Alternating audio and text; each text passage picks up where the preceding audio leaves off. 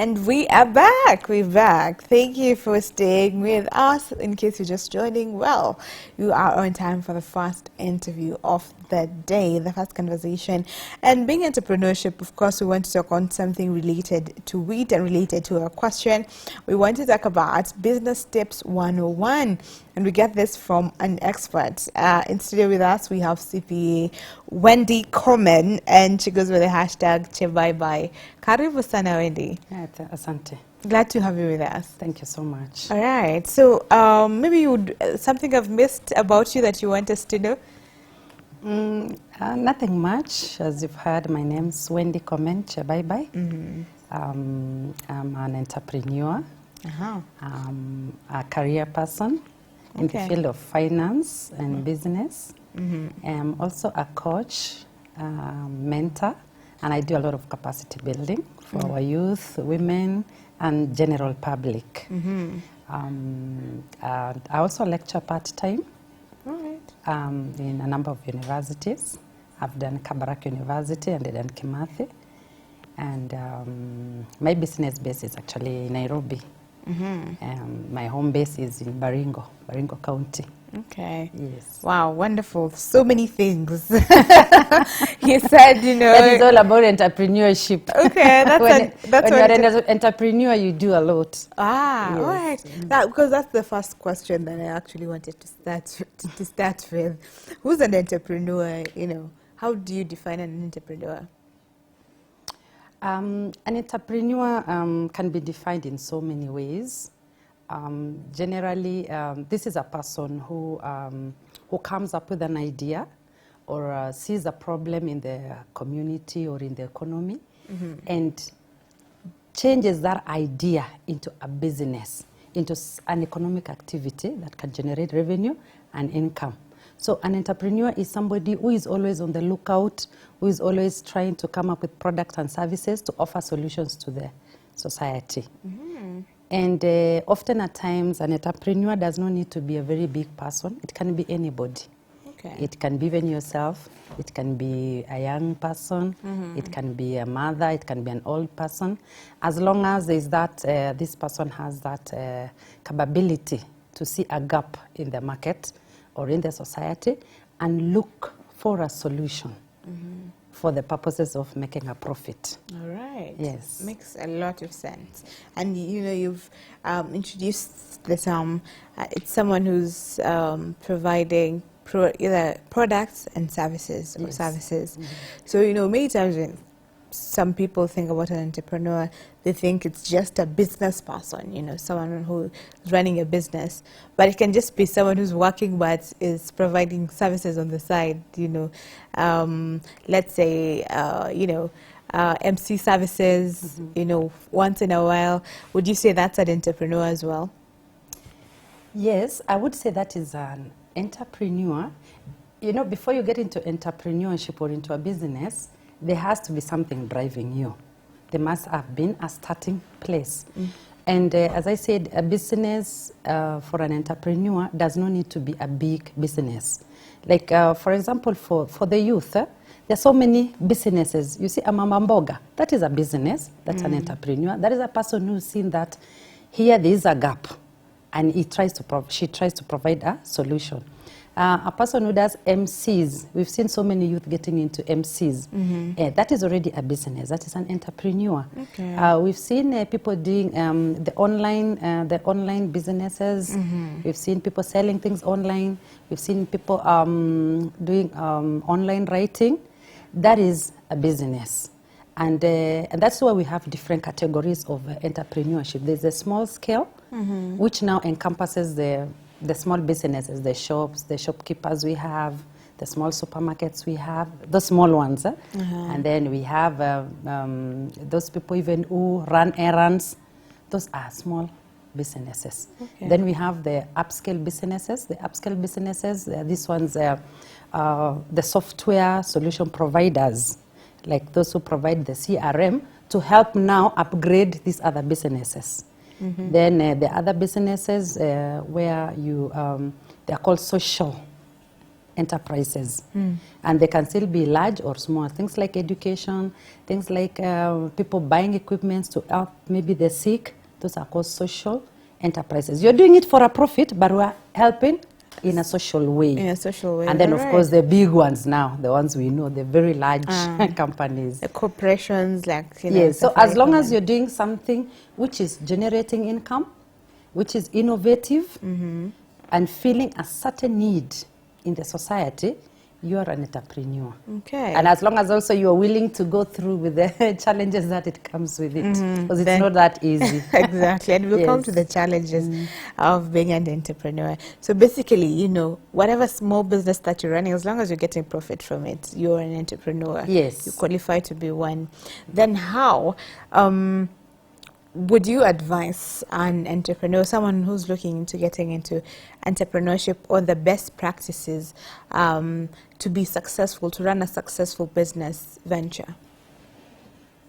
To run running a business is normally not easy. Many people think that once you get into, buying and selling or offering services, it's that easy. But it is not that you are not able to do it. You can do it. There are certain characteristics and skills that an entrepreneur must have. Like, for example, you must have an eye of curiosity. You must have an eye of looking at the market and saying, yes, I can do this. You must also have certain skills like communication skills. You should be able to market your product. Because it will be pointless. I have a product. I cannot say that here is something that I offer. So you must be able to communicate. You must be also able to sell.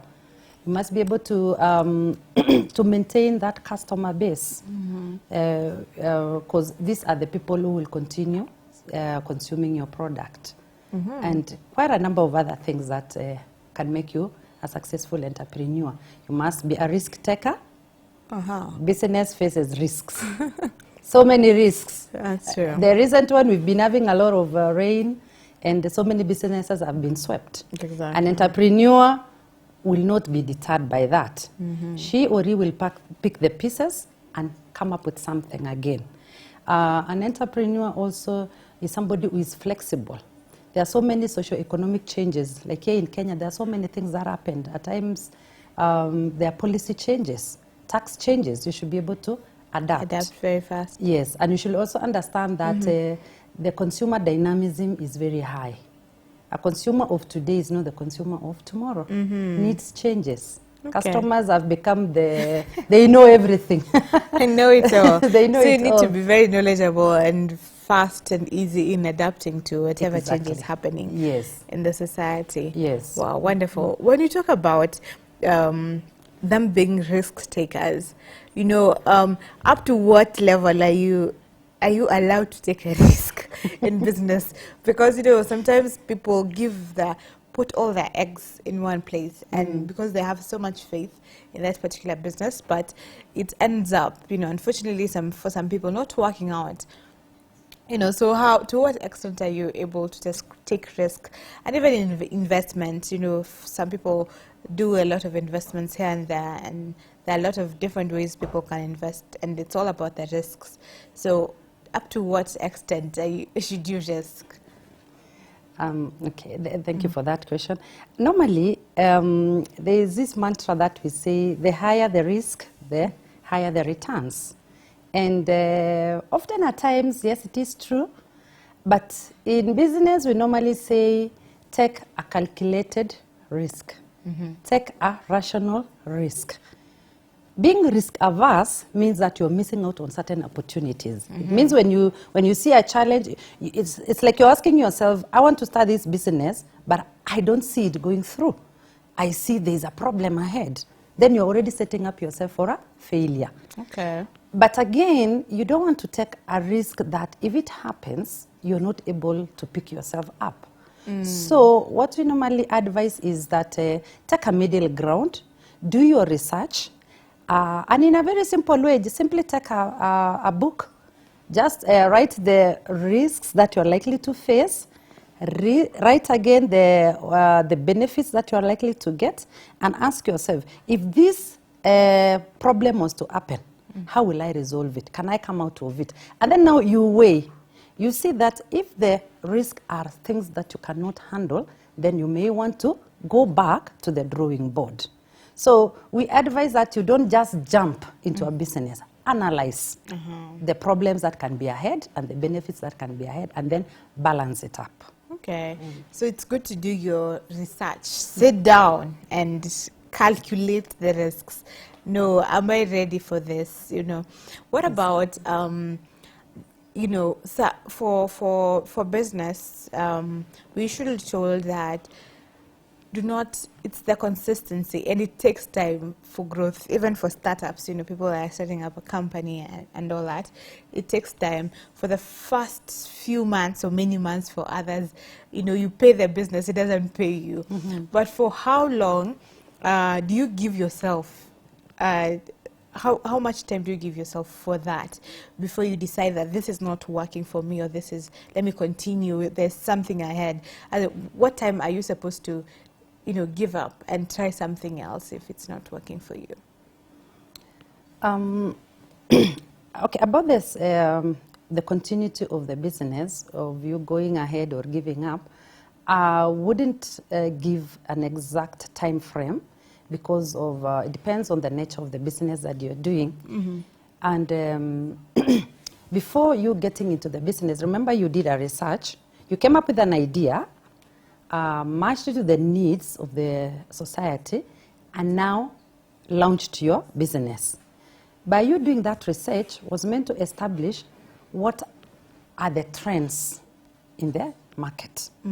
So you will be able to establish, will I be able to go on for 3 months without any profit? So by the time you're looking for finances for this business, you're factoring in the time lapse, whereby you'll just be consuming, it will be cost.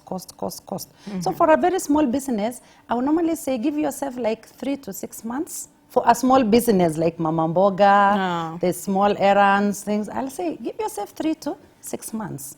For a slightly bigger business, a business that you want to grow, let's say you've just started a milling company.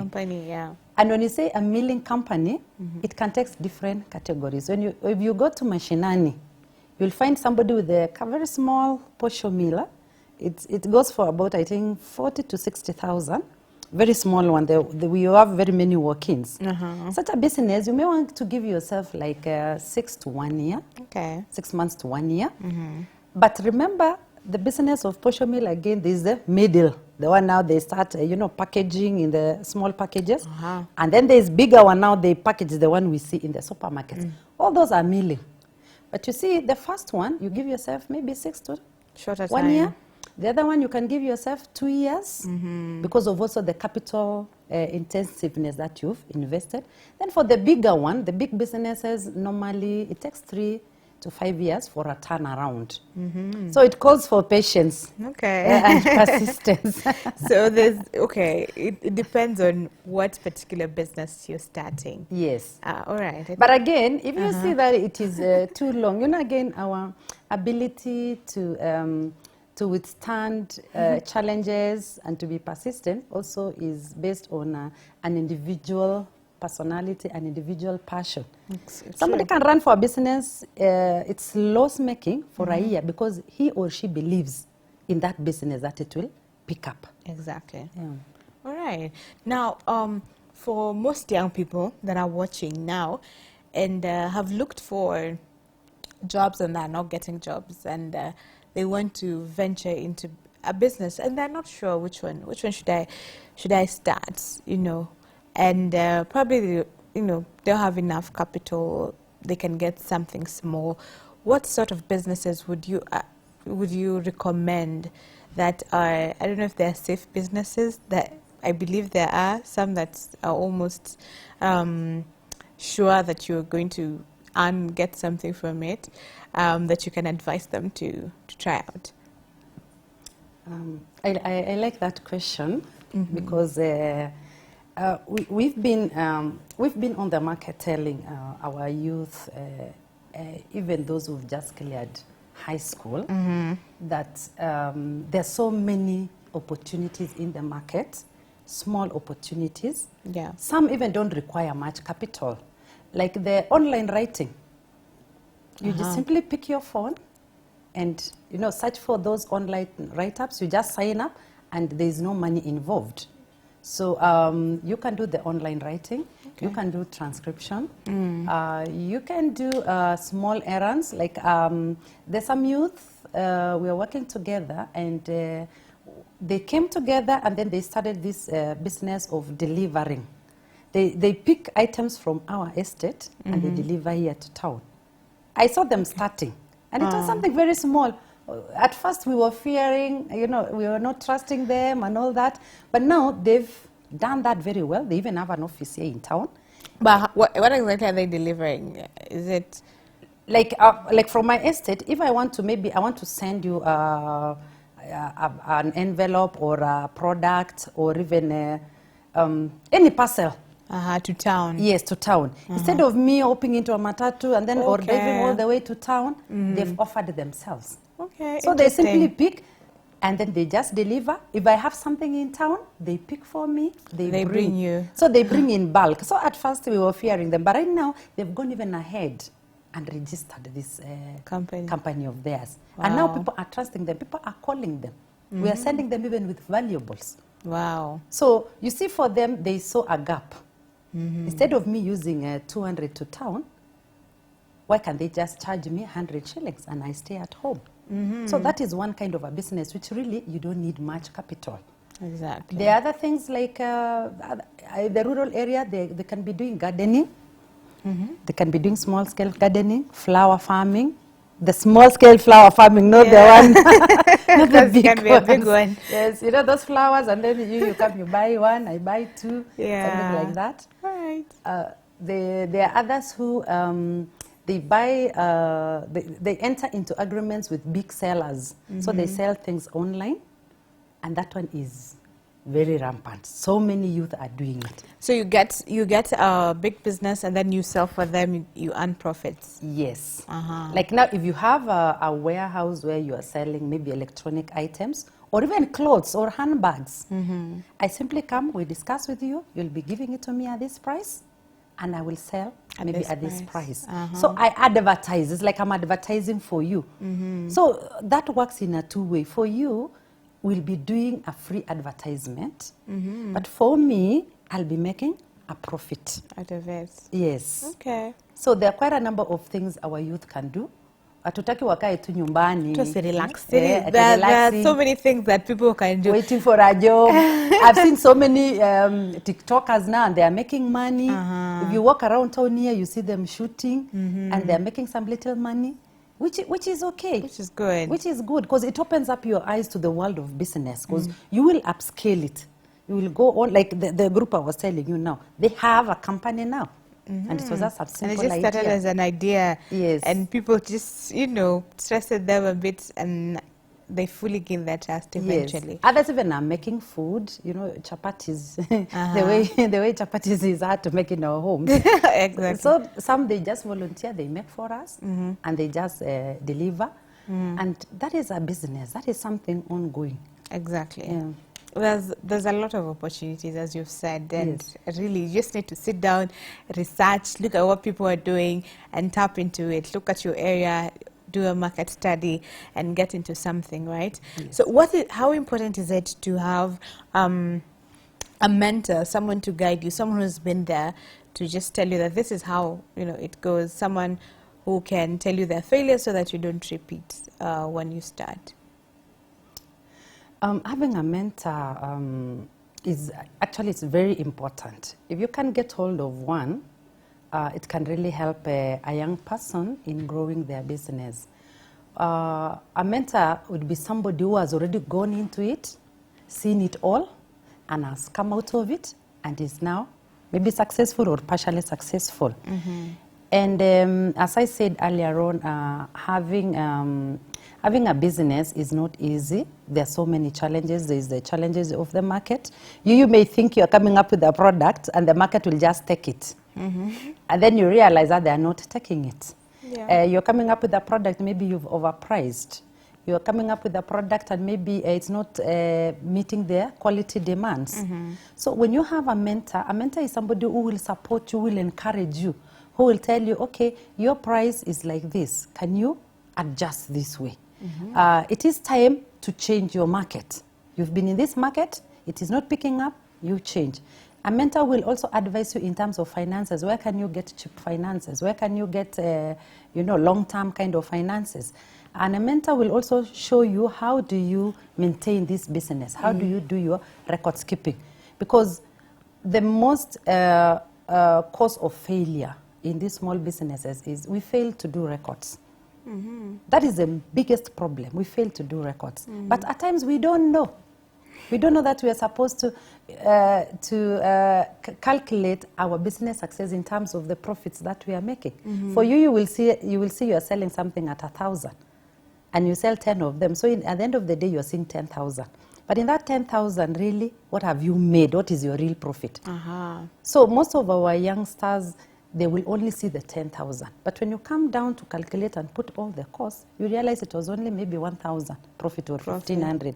So at times when they start expanding, they realize when they don't have money for stock, they can't continue, they can't pay rent. So that mentor is very important to guide you on that. There's also the issue of compliance. We've seen now that every business is required to register and subscribe to you register with eTIMS, that is an electronic tax system. And so many of our youth are not conversant with that.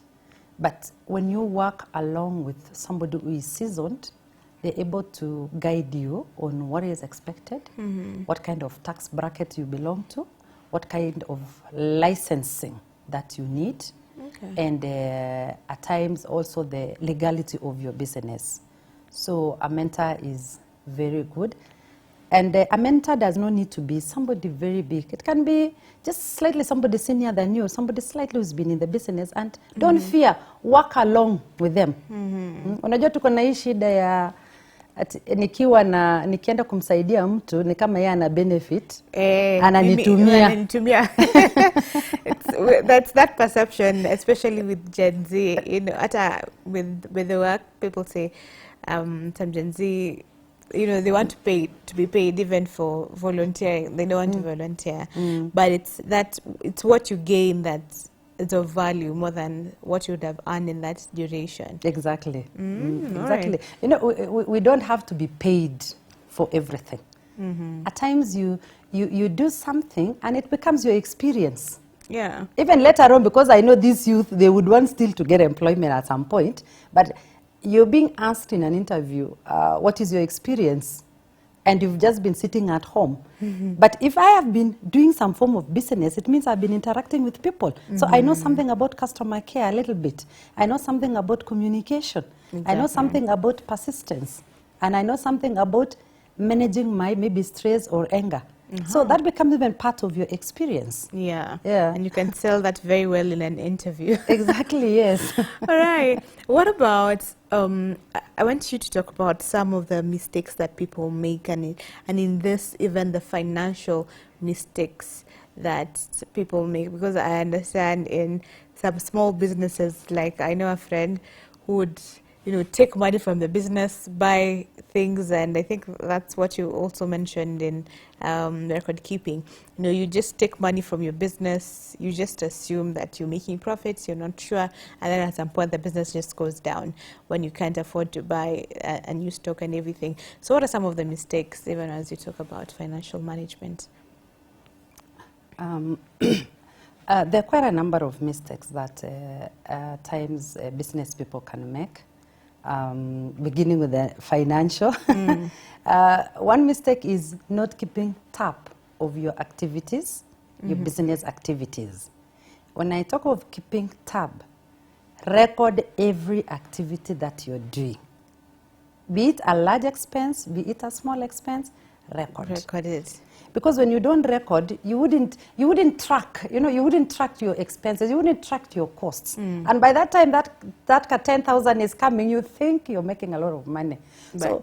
So one mistake is people don't keep records. They assume they'll remember. They assume as long as there's money coming in, then I'm okay. So they don't know exactly what they are making. Exactly. The other mistake is mixing their personal finances with the business finance. however small the business is, even if it is the chips, what do we call them? The chips we normally see on the street. Huh? Chips, yes. At the end of the day, please go and record. What did you do? How much oil did you use? And then separate that money from your personal finances. If you are really relying on the money on a daily basis, then tell yourself, I will be removing just maybe 100 shillings every day. You're paying yourself, you call it your salary. So you take that 100 shillings, you keep it aside. That is where you will buy your milk, you will use for transport, you will do other things, your personal things. But what remains becomes money for business. Because that business must continue. You must have stock. You must pay your staff if you have any. So that is another mistake. Don't mix business money with your personal monies. Then again, you should be able to understand that when you're in business, there are two things that happen. You're dealing with people in the business and you're dealing with your own personal life. So balance. You don't wake up today unasema sijisikii leo na kazi wacha tu nilale. Si business ni yangu after all. Mimi si ndio CEO. Mimi ndio ni CEO. Mimi ni msema yote. So nobody is forcing me. No, that is setting yourself for failure. Okay. You should be able to tell yourself, I'm working from Monday maybe to Friday or Monday to Saturday noon. And then I give myself a break. And come Monday, I'm at work by 8. You set timelines for yourself. The other mistake is we want quick returns, especially our youth. You set up a business today, they want profits tomorrow. After a month, business imenichosha nafunga. True. So we lack the patience and we want quick gratification, which cannot happen. You have to be patient. Yeah. You have to be persistent. Good things take time. Exactly. Then the other thing is, at times we want shortcuts. We want to do things which are substandard. It is better I sell one item which is quality. It will take time for me to establish a market, but once I establish that market and I'm known for quality, then I'll have reliable and long-term customers.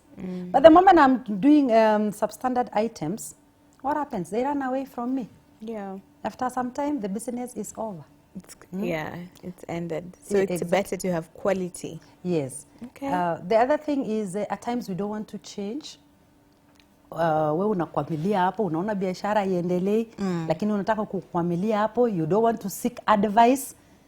Unakuwa mjuaji, unaona wewe ndio unajua kila kitu, lakini unaona biashara inaenda chini. Seek advice. There's no shame. There's no shame and there's nothing to lose. In fact, there's everything to gain when you seek advice. Unaonaje biashara yangu imekuwa hivi na hivi? What do I do? Don't fear. Don't get ashamed. Okay. You know what you're going for. Yeah. The other thing is at times we don't remain focused. So tunatapatapa hapa na pale. You do this today, tomorrow you want to do this, the other day you want to do this, so you are all over. You are not focused. Business needs focus. Okay. You must have a vision. You know where you are going. You know what you want, and this is what I want to achieve. Yes.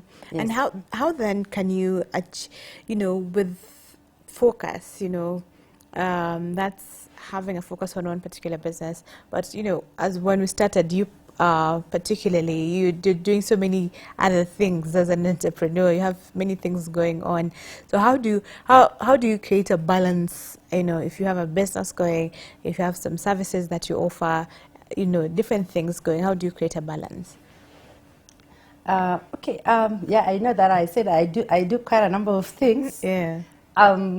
But for our youth, before you reach that point of doing many things, you have to start with one. Okay. Do one at a time. Work on one till it is successful. If you are having a small shop, start that shop today. Work on it till it is able to bring in enough income. It is stable.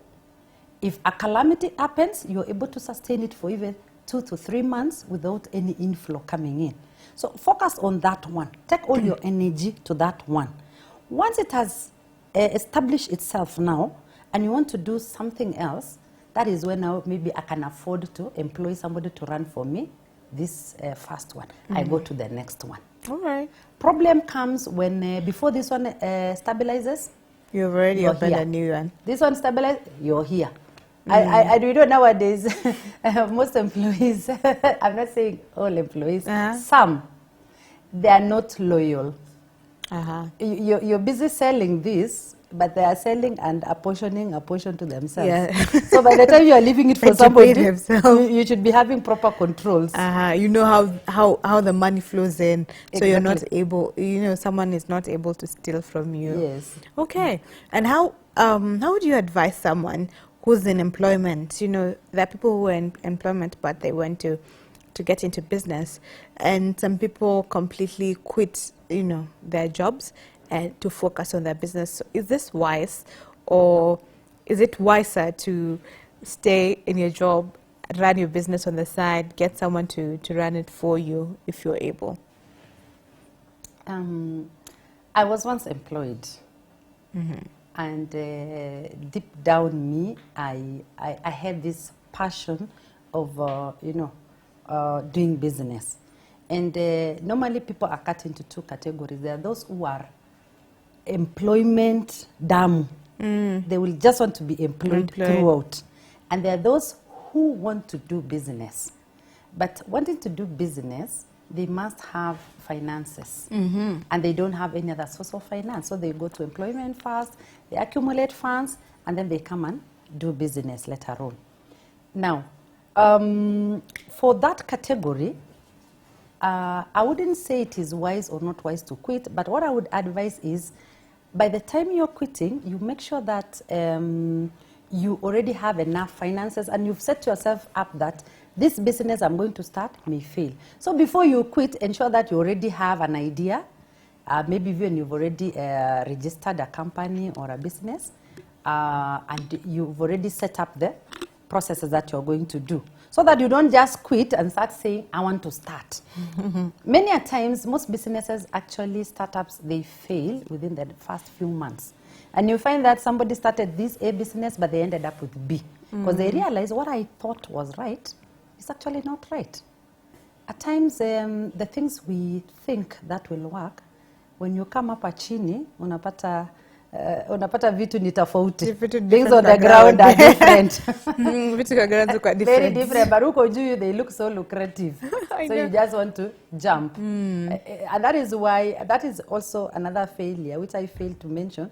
At times you're doing business because somebody else is doing. You don't even have the passion. You don't even know it is done. Yeah. So I would advise somebody who wants to quit their job, first of all, ensure that you've planned yourself, and there's something you're going to start, which you've already planned it, and you're just ready to execute. And at times people are also doing business on the side and they're employed. Kindly, I would say this is a good thing, but let it not interfere with your normal job, because your normal job is your primary job. Responsibility. Okay. Yes. Well, I think that's fair enough. Even as we come to a close of this conversation, I want to know, for people who have started businesses and they have failed, how do they get back up? Because it's usually a blow for others and they stay down. So how would you advise them? As I mentioned earlier on, most businesses, most startups actually face a lot of problems at the initial stages. Some will fail completely and they are closed. Some will be closed temporarily, and some will just try and persist. For those who fail, I would want to tell them that kuanguka sio mwisho ya biashara. Go back to the drawing board. Do an in-depth analysis of what made you fail, what caused your business to fail. Write them down, analyze them, maybe look for a business expert or somebody who experienced, discuss what really happened. And if you see that this is something, these are mistakes you did, that you can work around it or come up with a solution around those mistakes, and you have still the passion for that business and a little capital, then you can always start again.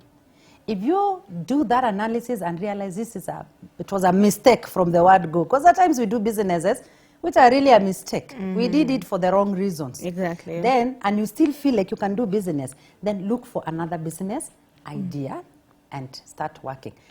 There's a general, it's not a general saying, it's not scientifically proven, but often at times, people succeed probably on their third business. There are those who succeed in their first and the second, but a number you will try. Even me personally, my first, second businesses, they all fail. But now I learned from the mistakes I did here. I capitalized on those mistakes, and I came up with a totally something different, which is thriving now, almost 10 years. Ah, yeah. Wonderful. So it's okay to fail, then try again. You know, you fail, try again, learn from your previous mistakes. Yes. Actually, failure acceptance is one of the main characteristics of an entrepreneur. You accept failure, you accept that it will fail, but you don't accept to stay there as a failure. You pick up your pieces, learn from the mistakes, and you move on. You move. Yes. Okay. What about the mental health, you know, issue associated with business failure? The losses that people make. You know, some people, I know maybe for youths it might be different because these are usually for big companies that make huge losses, and sometimes it affects people's mental health. Nowadays, that's, you know, the cases of depression are very rampant, and it's not easy for someone to open up that I've lost 1 million. You know, I took a risk with this money, and I lost it because. You know, I don't know, it's some shame, you know, people will think that was very reckless of you, that was, so how would you, what's your perception, or how do you take that?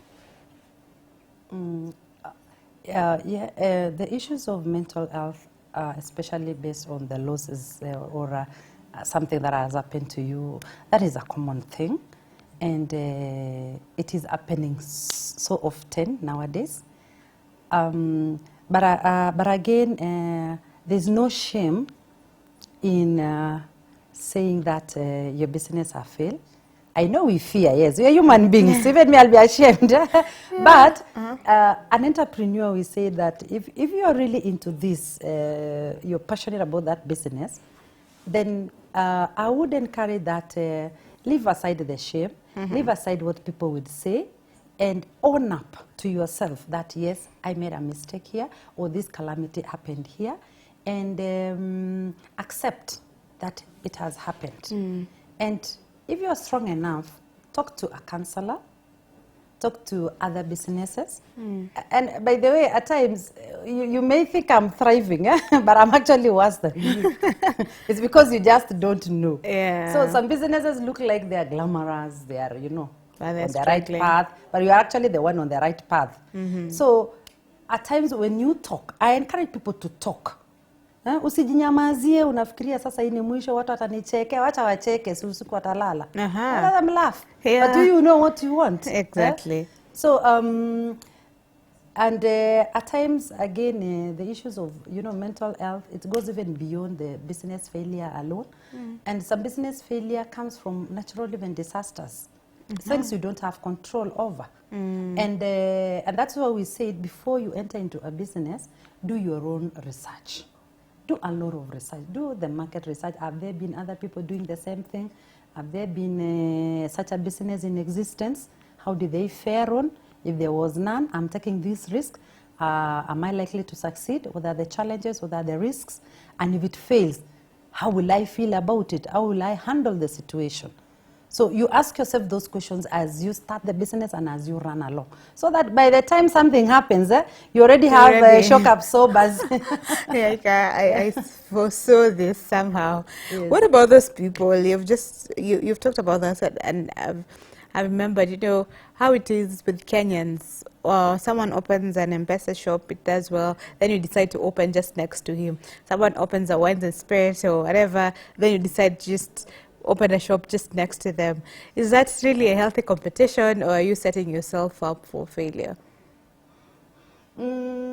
Okay, the small business, the M-Pesa, I've seen them. I've seen that in our estate. Yeah. You start one and then the next day, Next there are so one, many. just next day, yeah. You start any business, you start the chipo muito. We call it chipo muito. Yeah, chipo muito, yeah. You start it here, tomorrow. Someone you is... start the samaki thing, everybody is there. Exactly. But those are competitors. Those are things, when you're starting the business, you should foresee. You tell yourself that, I know, once I start this, others will come. How will I handle them? How will I deal with them? So, and some of the things we don't have control over. But what you have control over is you are the first one to start that business. Meaning the first customers, the customer base is yours. Work on how to maintain them. Have a good PR. Akifika msalamie, good morning, how are you? Umekuja samaki ya jana ilikuwaje? Ilikuwa leo niko na ingine hata zaidi kubwa. Kwanza umekuwa customer wangu kila siku, leo nakupea discount. You know, you work on your PR, you work on your relationship. Then you work on your price again. So by the time these others are coming, you're already kind of established. They don't want to leave you. And even if they leave you, because they want to test. We do it most of the time. When a new one comes, you want to try. Curiosity. They will go. They don't get the service they've been getting. Then they come back. And at times, like for M-Pesa, you may say, maybe you're offering exactly the same service. But you see your smile, you're welcoming them, you're talking to them, they're hapo, unawajulia hali, leo yuko aje, jana ulitoka hapa usiku ulifika salama nyumbani. It creates that mtu anaona huyu ananijali, unaona. And with time, they stick with you. Yes. Okay. So it's that small value that you add to your business by the little things, the customer service, the PR that you have, that makes a difference. Finally, I know you've talked about online online business that are there, and these are opportunities that, the government is really advocating for, the CSICT. They're really speaking about the online opportunities that are there for young people. How do they tap into this? Because someone might say,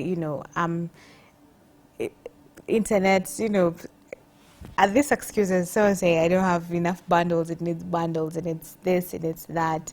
I'm not good in this, I'm not good in that. But how do you set yourself up for success in the online space? Because this is where we are now in this digital space. It's the online platform that is actually thriving. So what's your advice to the youths, even as we close on this? Okay, the online business, we know it is the in thing right now, especially for our youth. And actually, the excuses that normally comes up, for me is they're very small excuses. I think almost everybody has this, smartphone. The smartphones, yes. And with the smartphones, everybody is on internet. They are on Facebook. So many youth are on Facebook. Even high schoolers right now, they have Facebook accounts. They have so many online accounts. And telling yourself that you cannot access maybe internet, that applies to very few. But majority, they access internet. We have so many offers. I think all the internet providers, they give us offers. I was surprised the other day, there's an offer for 10 shillings, and you have so many MBs. And if you're already writing an article or posting your YouTube or your TikTok or whichever, that is enough to do something. But you see, most of the time, wengine wako tu kwa internet, wakiandika tu funny things on Facebook, they are doing things which are not generating any income to them. And the other thing is, you mentioned about they're telling themselves that I'm not good at this. Let me tell you, everybody is good at something. Everybody is good at something. I may not be good in A, but I'm good in B. Yeah. And the moment you tell yourself, I'm not good, you become what you confess. Exactly. But if you say, I'm good in this, I can try, let me try. You ask somebody, help me, how do I do this? It becomes your daily activity. And at the end of the day, you find yourself that you've become an expert. At times, it is just a word within you. Okay. I never used to know how to speak in public, and one day I tried, and somebody told me, you spoke very well. Is this the shy person you're talking about? And I was like, how did I do it? No, you did very well. I was actually surprised, and it gave me the courage. You know, it gave me the courage to go on. So that is another aspect. Remember we talked about the mentor, the people who mentors you. They don't necessarily have to know you, but even strangers, when they give you a positive feedback, and take it, you know, you get the courage. So I will be telling our youth, don't fear online, don't fear internet, as long as you're doing what is right, what is legal, and you are able to do it. Don't fear. Don't say it is not my passion. Sometimes we do these things, it's not even my passion, but I'm good at it and I have no other option. So I go for it. Okay. Yes. So sometimes it just starts with just get an interest and learn from it. Exactly. And then that's it. We've had even doctors, real medical doctors. They're not practicing medicine. They are doing other unrelated things. I am an accountant, but I'm not practicing accounting. I'm doing other things. Different. When I go doing capacity building, it has nothing to do with being an accountant. And I go talking to people about business, entrepreneurship. It's not about accounting. It's not about investment. It's something totally different. Yeah. So education at times gives us that platform to be able to do other things. It gives us those skills, and it gives us that knowledge, you know, to pursue. Yes. Wow. Wonderful. A good place to close it at. A good place. I wouldn't have it any other way. Let me allow you to say your final word if you have any, as you give your social media handles, and this is your camera. You can look directly. Okay. So I would, my parting shot, I would want to tell our youth that let us not sit back and say, I can't do this. Let us not sit back and wait to be somebody to pick us up. We have to pick ourselves up. Inaitwa kujituma. Hakuna mtu siku hizi anakuja na kushika mkono tuende, hapana. Unajituma alafu yeye anakushika mkono. So I will tell the youth, let us wake up. There are many small business opportunities. Tusikae tu nyumbani tukitegemea wazazi and handouts. Tujitume sisi wenyewe. All right. Thank you so much. Thank you very much, Wendy, for coming on board and sharing these amazing insights with us. We appreciate it. So that has been CPA Wendy Komen, the hashtag Chibaibai. She's been talking to us about Business Tips 101, and we've been speaking broadly around entrepreneurship. I hope you've taken something from it. Remember to converse with us online, because we're asking you, what are some of the businesses that you have tried out and have you made any profit from it? The hashtag to use is Y in the Morning at Y254 channel. My personal handle is at Stephanie Ayeta. We take a short break and then we'll be right back. So stick with us.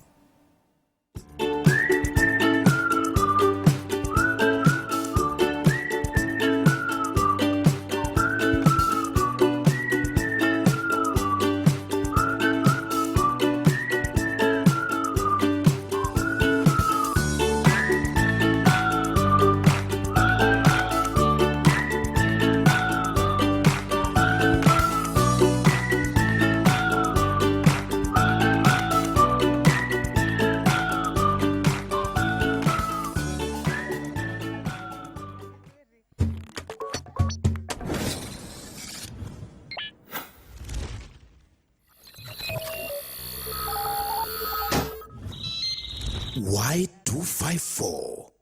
Imagine.